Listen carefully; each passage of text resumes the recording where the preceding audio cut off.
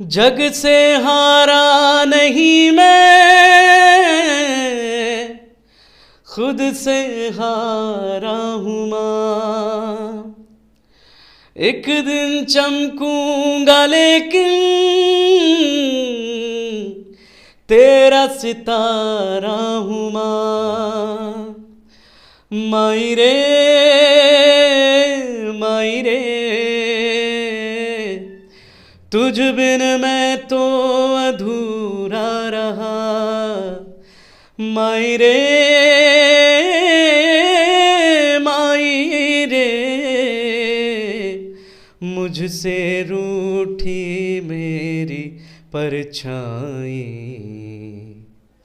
मैं एक टाइम खाना खाता था। 2007 में मेरे पिताजी नहीं रहे, 2018 में मेरे बड़े भाई नहीं रहे। मैं 5,000 रुपये की एक नौकरी लगी थी मेरी। तो वहाँ के जो बॉस थे उन्होंने एक बार मुझे गाली दे दी। अच्छा। उस दिन के बाद से मैं कभी गया नहीं। अच्छा। है सुना ये पूरी धरती तू चलाता है, मेरी भी सुन ले अरज मुझे घर बुलाता है। भगवान है कहाँ रे तू, ए खुदा है कहाँ रे तू। भगवान से ही दुआ रहती है, यही प्रार्थना रहती है कि कब तक ये जो आवाज़ आपने दी है कब तक यहीं तक रहेगी, कब पहुंचेगी आगे। सोनू निगम जी और राहत फ़तेह अली खान सर और रफ़ी जी और लता मैम, इन सब का गाना मैं सुनता हूँ और गाता हूँ। जब 7-8 की एज में था तब से मैं म्यूज़िक सीखना शुरू किया। लाई भी न गई तनी भाई भी न गई, लाई भी न गई तनी भाई भी न गई। होता ने मारदा जहान मैनू सारा,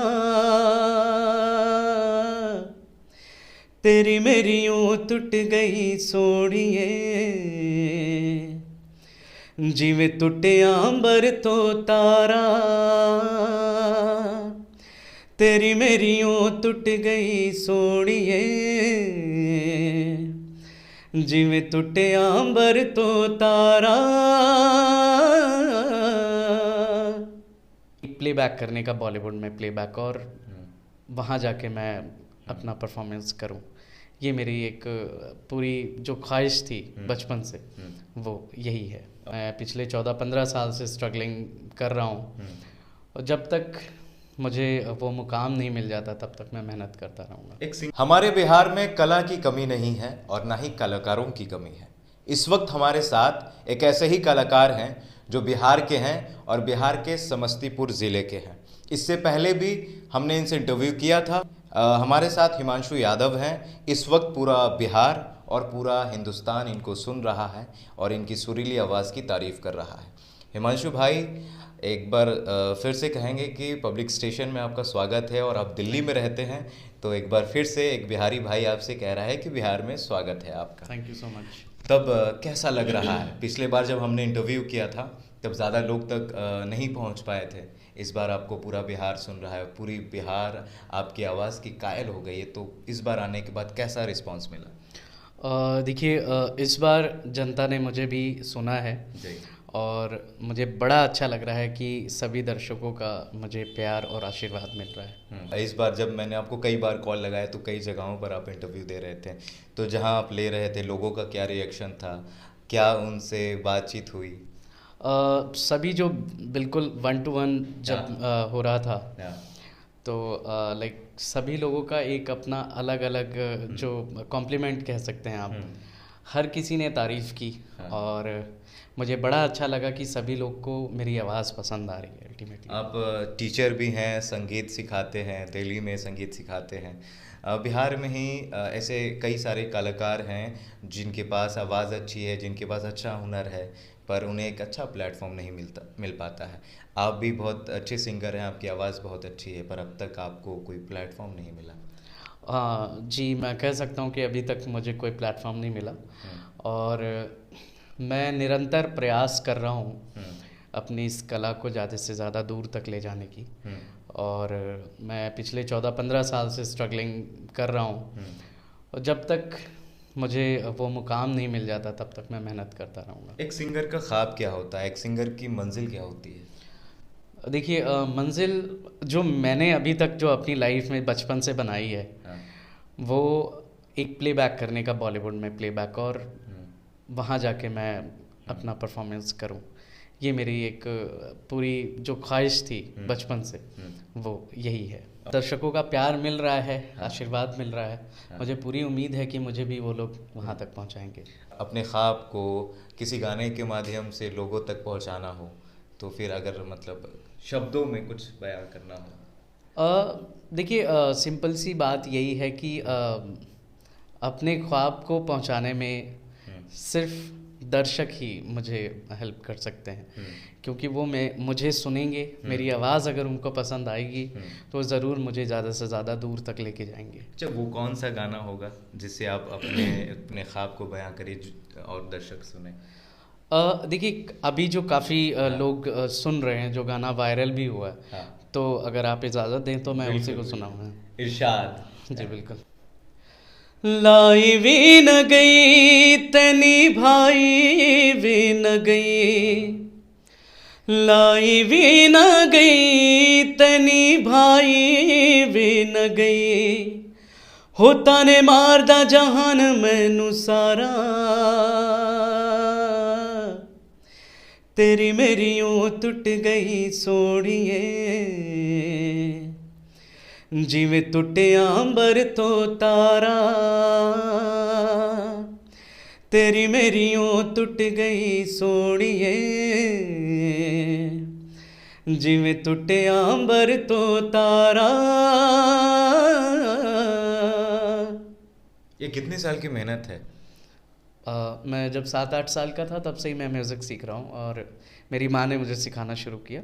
क्लासिकल म्यूज़िक मैंने सीखा, और आप कह सकते हैं कि 20-21 साल का ये पूरा मैं अभी भी सीख रहा हूँ, लेकिन एक स्ट्रगल का पीरियड जो है वो मेरा 14 से 15 साल का है। बट मैं जब 7-8 की एज में था तब से मैं म्यूज़िक सीखना शुरू किया, और मैं तब से म्यूज़िक में हूँ। बॉलीवुड में या फिर कोई आपका फेवरेट सिंगर? सोनू निगम जी, और राहत फ़तेह अली खान सर, और रफ़ी जी, और लता मैम, इन सब का गाना मैं सुनता हूँ और गाता हूँ ज़्यादातर। सोनू सर का कोई गाना ऐसा जो सोनू निगम का? जी सुनाता हूँ। है सुना ये पूरी धरती तू चलाता है, मेरी भी सुन ले अर्ज मुझे घर बुलाता है, भगवान है कहाँ रे तू, ए खुदा है कहाँ रे तू। ये बहुत ही प्यारा गाना है। कभी आप तन्हा होते हैं तो जब आपको कोई अभी तक प्लेटफॉर्म नहीं मिला, आप अपने ख्वाब को पूरा नहीं कर पाए, तो भगवान से ये सवाल करते हैं कि भगवान कहाँ है तू, सुन क्यों नहीं रहा मुझे? जी बिल्कुल, और ये सिर्फ तन्हाई में नहीं, ये आप समझ सकते हो कि मैं हर समय हर जगह जहाँ पे भी मैं काम पे भी रहता हूँ, मुझे लगता है कि क्या हो रहा है मेरे साथ। तो चाहे मैं कहीं पे भी अपने जॉब के लिए बाइक चला के जा रहा हूँ, उस वक्त भी जाते वक्त समझ में आता है, भगवान से ही दुआ रहती है, यही प्रार्थना रहती है कि कब तक ये जो आवाज़ आपने दी है कब तक यहीं तक रहेगी, कब पहुँचेगी आगे। मैं हमेशा अपने मन में ये बातें करता हूँ। हिमांशु भाई, एक उम्र हो जाता है, उसके बाद माँ बाप की भी एक सवाल करने लगते हैं और उम्र होने लगता है, तो हमारी रिस्पॉन्सिबिलिटीज़ बढ़ जाती है, माँ बाप की एक्सपेक्टेशन हमसे होने लगती है कि कुछ पैसा घर पर दिया जाए। आप 20 साल से स्ट्रगलिंग कर रहे हैं, और मुझे लगता है कि अब आपका एज भी हो गया है कि इस एज में लोग शादी भी करने लगते हैं। क्या कभी इस तरह का प्रेशर घर की तरफ से?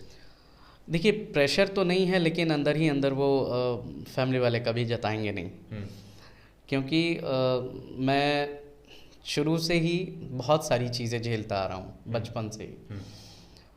2007 में मेरे पिताजी नहीं रहे, 2018 में मेरे बड़े भाई नहीं रहे, तो ये सारी चीज़ें जो हैं मतलब कि मेरे साथ कंसिस्टेंटली चलती रहीं।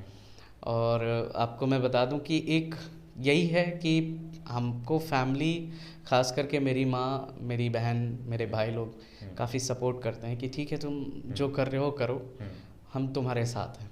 लेकिन हर एक परिवार एक सर्टेन पीरियड तक चीज़ों को बर्दाश्त करता है। वो बेशक अभी मुझसे बोल नहीं पा रहे हैं, लेकिन मैं समझ पा रहा हूँ। आपके करीब हम खड़े हैं तो आपकी जो तकलीफ़ है उसको थोड़ा बहुत समझ पा रहे हैं। आपके पिताजी 2007 में गुजर गए, कुछ साल पहले मेरी माँ गुजर गई। और मुझे पता है कि जब फैमिली वाले में से कोई एक हो जाता है तो बड़ा मतलब ये होता है। और आपकी माँ आपके फादर बन गई और दोनों का रोल निभा रही थी, आपकी माँ के लिए और अपनी माँ के लिए भी।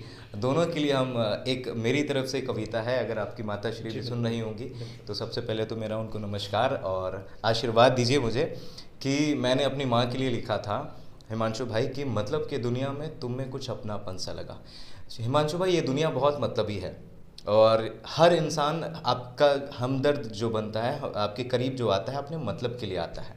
लेकिन माँ और बाप एक ऐसी चीज़ है कि बिना कोई एक्सपेक्टेशन से आपसे बेइंतहा मोहब्बत करती है।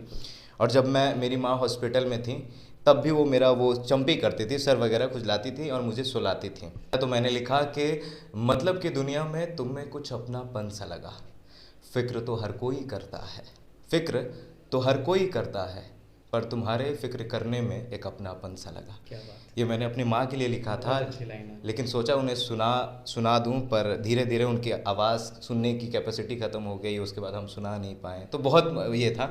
तो आप अपनी माँ के लिए कुछ सुनाना चाहें तो? जी बिल्कुल। जग से हारा नहीं मैं,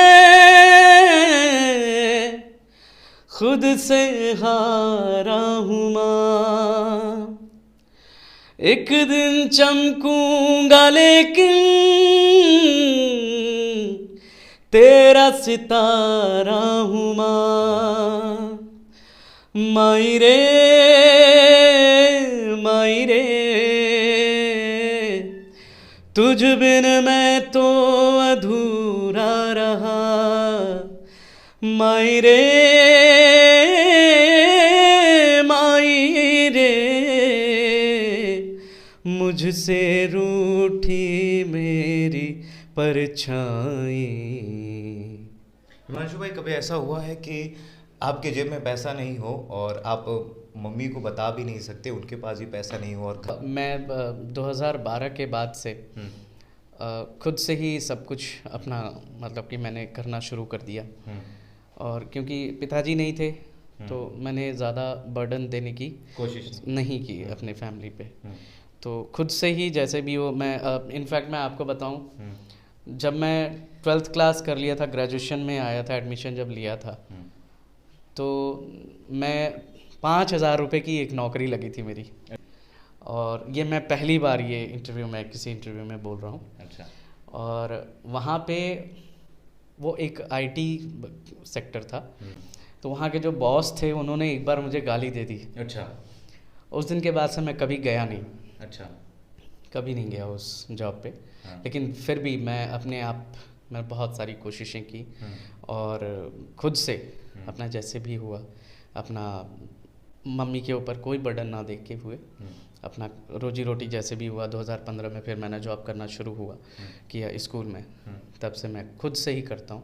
और आज भी कई बार ऐसा हो जाता है मेरे साथ कि जब जेब में पैसे नहीं होते तो मैं माँ को तकलीफ़ नहीं देता। अच्छा। जब बीच में लॉकडाउन आया था तो काफ़ी सारी चीज़ें थीं, तो मैं एक टाइम खाना खाता था दिल्ली में। जी। और ये सारी